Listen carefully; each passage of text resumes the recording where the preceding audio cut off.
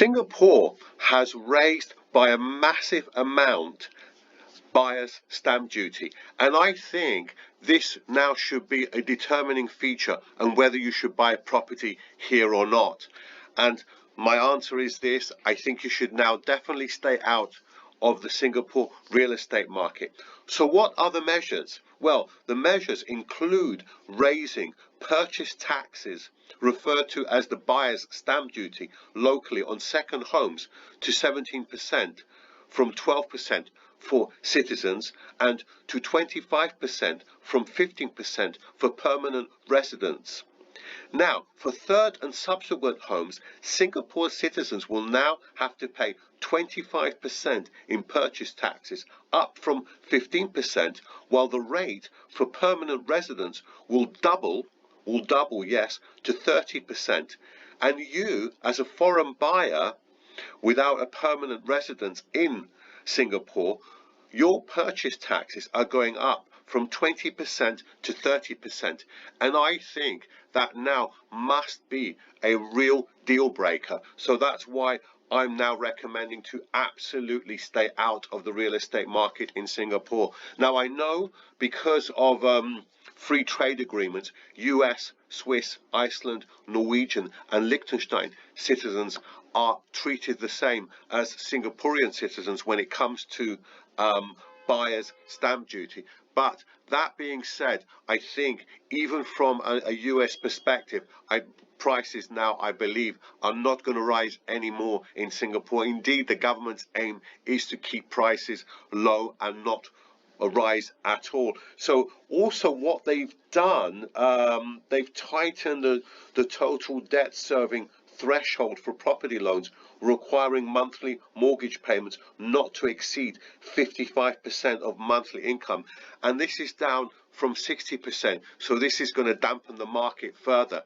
Now, if you've seen my other video on Singapore, I have given advantages and disadvantages of investing in this market.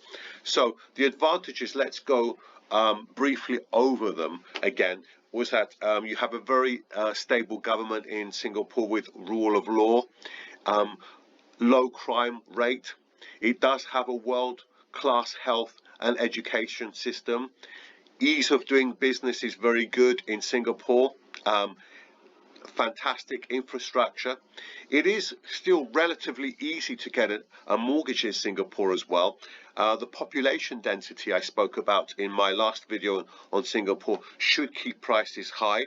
The fact that there is no capital gains tax, very stable currency as well, and a very high GDP per head. So I gave in my last video on Singapore, I did that several months back, of the advantages of investing here. But as I've said, there are some major disadvantages as well. And what I want to say as well, look at the Singapore total government debt to GDP. And this is approximately 140%.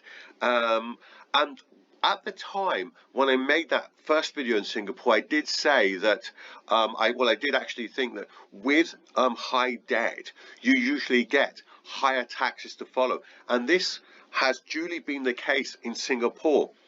And who knows, they might raise taxes even more. But you as a buyer now, have a look. You must look at it from this perspective. If you buy something, let's say for $1 million, let's say, your property has to rise by the very least 30 to 40% before you even see some profit, when you take into account things like buyer's stamp duty, which is 30%, and all the other costs associated with buying property in Singapore. So you're going to have to look at least 35 to 40%, as I say, growth in the value of your property before you even see a cent here.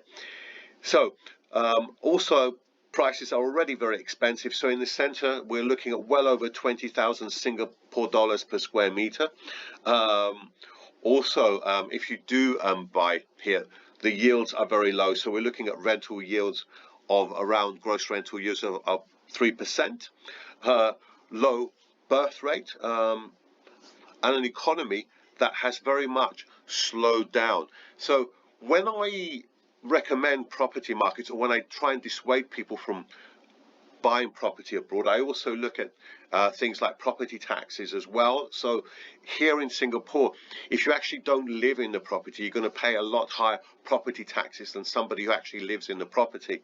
So that's another reason why I think you should not invest here. But the main reason I've done this video is just to let you know the buyer's stamp duty is going to shoot up, and even if you're a Singapore citizen who wants to buy a second or third property. Anyway, that's it for today. Thank you ever so much for watching. If you like this video, please click the like button. If you like my channel, please do subscribe, and I will see you very soon in the next video. Thank you and bye for today.